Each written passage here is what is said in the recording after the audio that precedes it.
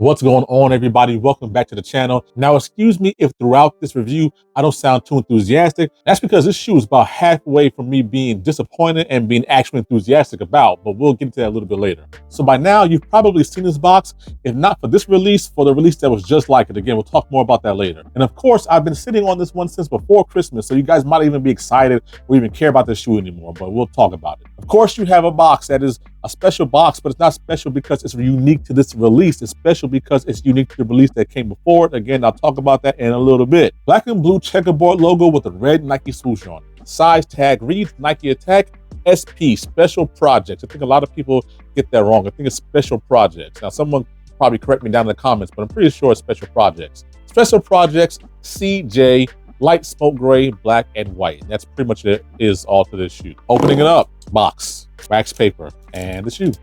Ladies and gentlemen, I am mildly enthusiastic about bringing to you the Nike Attack Cactus Jack.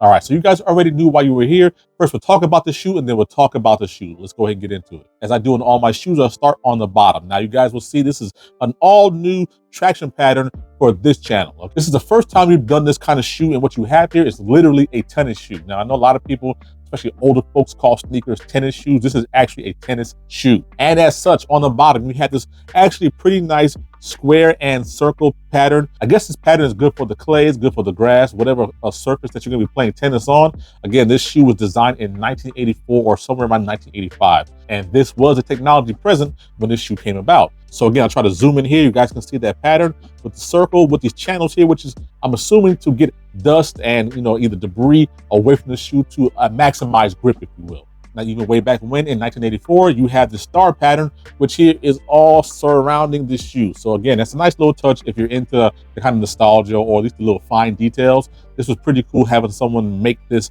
star pattern in the tooling way back when. And of course, a Nike logo with the checkerboard pattern on the instep of the shoe. Now, flipping it up, that star pattern continues up, going into the midsole with a nice white crispy midsole. It's very, very nice. Again, stitched here. Only thing I noticed that it's not stitched all the way around at the forefront of the shoe. The stitching kind of stops. Different in my opinion. I've not seen that before, but again, I don't have a lot of tennis shoes. And then we have the light smoke gray portion of the shoe. Now, the reason why I'm kind of enthusiastic, but not, is because we've got this one time before. This light smoke gray colorway was already on a release, I think, earlier this year. The Nike Attack and the light smoke gray colorway.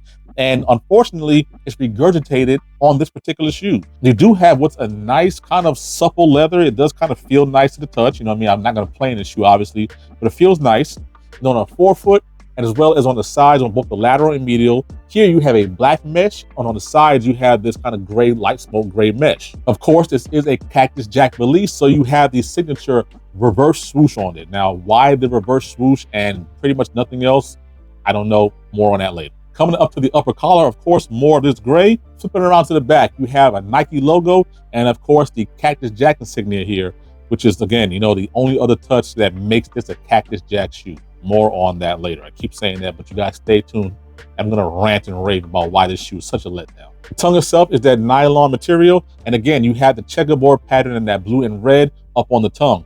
Now, one thing you will notice, hopefully, if you guys can zoom in here, it's going to be a Nike check logo, and most everything else on this channel has a Nike Air logo, but this one does not have air on it because, of course, there's no air unit in this particular shoe. Not exactly sure what the reasoning for that is. It might just be the way the shoe was designed for particular players in mind, that they just wanted more court feel. They wanted to have some kind of connection to the ground, or the technology just wasn't there. But I'm almost positive Nike Air was already in development, or at least had been in use before this shoe was in production. Of course, a gray flat cotton lace, nothing special about that. And the insole, the actual insole, you guys probably not gonna be able to see, but there's actually nothing there. There's no Nike check on it. There's no Cactus Jack branding, just a gray insole, which is, again, incredibly disappointing. And unless I'm missing something else about the shoe, that's pretty much it. There's no spare pair of laces.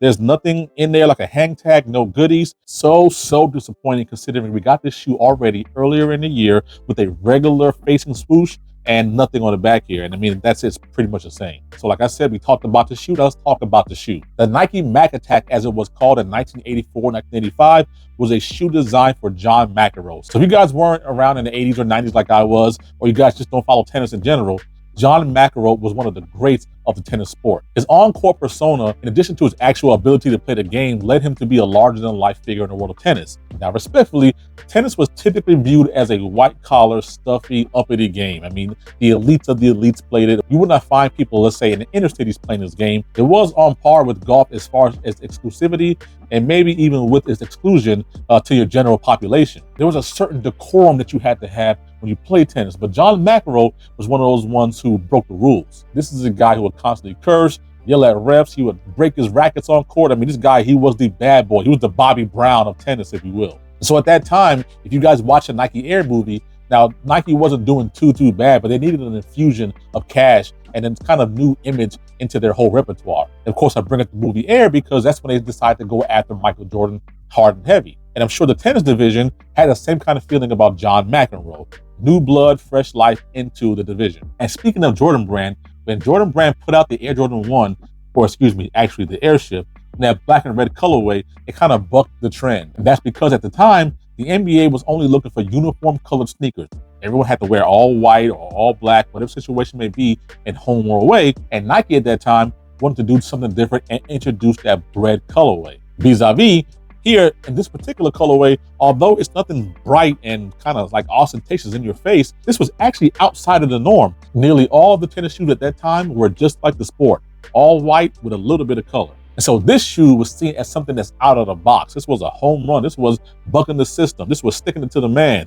I mean, this blue, black, and red right here, that was really to the Tennis Association. Like, yeah, take that. Look at this color. So fast forward, we had the return of the Nike Attack. And of course, John McEnroe, 40 years later, is no longer signed to Nike. So they dropped the Mac part off and kept the Attack. So it's just the Nike Attack. And to be fair, that's one of the best things about Nike.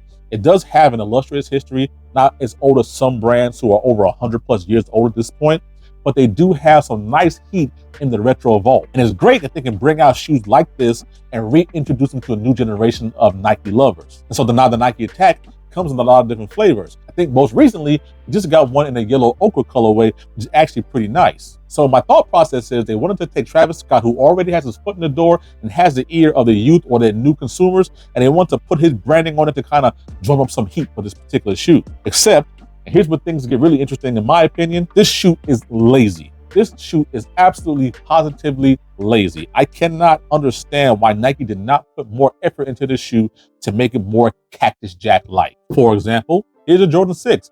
Came out in 1991. You got this nubuck on it, black, infrared. You guys know the deal. I'm not going to break down the Jordan 6 for you right now.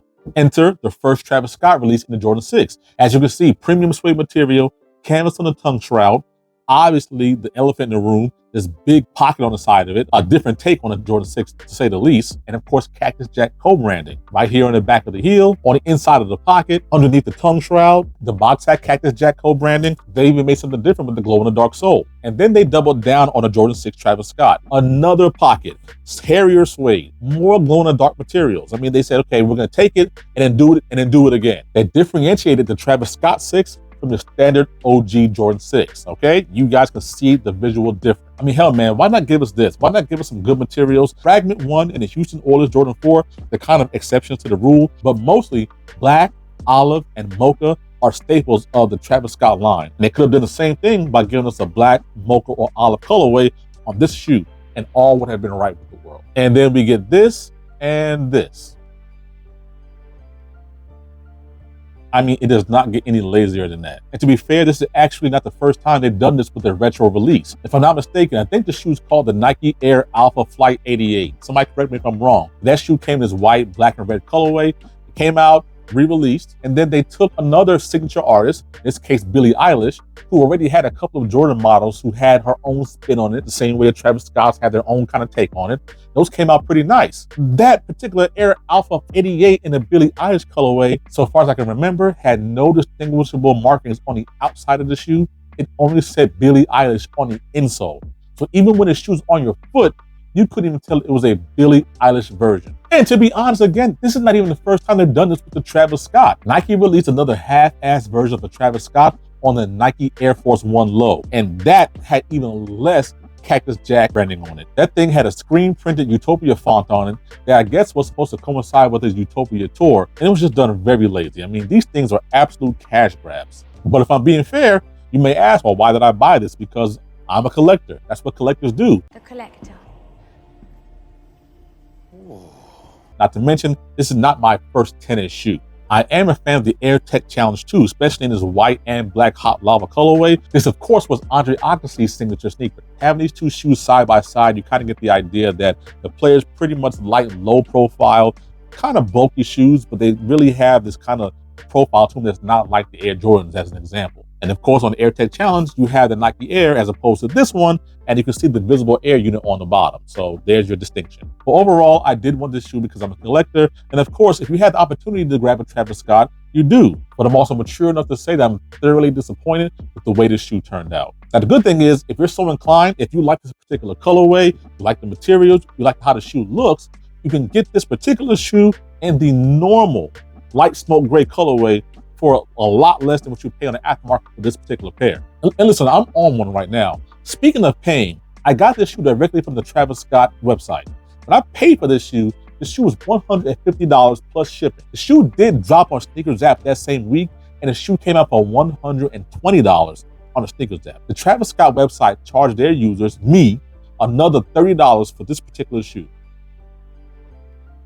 Guys, if I'm being honest, do yourself a favor, save yourself a couple of bucks and get the regular light smoke gray Nike Attack, unless you just have to have the Travis Scott version. One other thing I really did enjoy about the particular release of this shoe was the fact that they actually got John McEnroe to kind of reprise his bad boy image and kind of beef with Cactus Jack, Travis Scott, about the naming of the shoe. That felt very nostalgic to me. It felt like back in the day was Kobe and Bron, like Little Penny, felt like Bo Knows. It felt like there was some purpose to the advertising. I really did enjoy that particular aspect of it. All that being said, guys, this was my little rant. This has been the Nike Attack Cactus Jack version. Again, save your bucks if it was me. Other than that, a pretty cool shoe, a nice piece of history, slapped with some modern day entertainment icon, and this is what you get. I love y'all. I appreciate y'all. Do me a favor, hit that subscribe button, hit the notification bell. Until the next time, I have been Jay Shoe Fanatic, and I'm out of here. Not smell. Oh, the original cut. There it absolutely is. I might like it better than the 2020 version. So I was right, and I had to have it.